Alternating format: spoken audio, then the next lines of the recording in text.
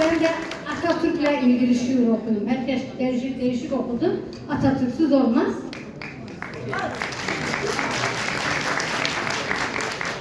Atatürk, ulusal, bağımsız, çağdaş devrimi, layık cumhuriyet, burada Atatürk. En büyük güvencem gençlerdir dedi, umudu gençlikle gördü Atatürk. Çanakkale asla geçilmez dedi, kilitledik boğazı, açılmaz dedi. Mehmetçiğin gücü ölçülmez dedi, dünyaya hükmeden ol Atatürk.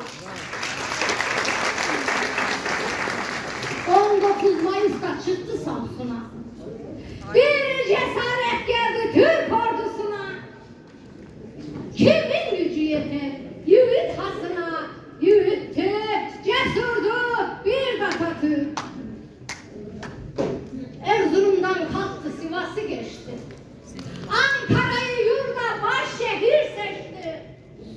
Cephede düşmanı ikiye biçti. 4 nal atımı sürdü Atatürk.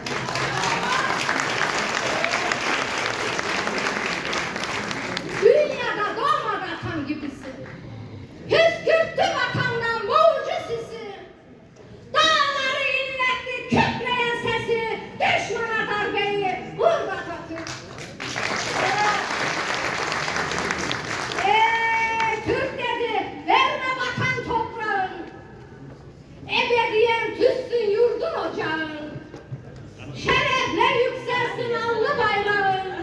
Türklük bilincini öldü Atatürk. Atam ordusuna cesaret verdi. Türklüğe yenilgi yakışmaz dedi. Yurda göz kayanı yerlere serdi. Ayıktı düşmandan yurda Atatürk. 23 Nisan'da meclisi kurdu. Zafer verdi yurda, düşmanı yordu. Dünya tarihine damga vurdu. Bir yanardağ gibi korda Atatürk. Elifciğim, atam kurdu devleti. Eşinden yürüdü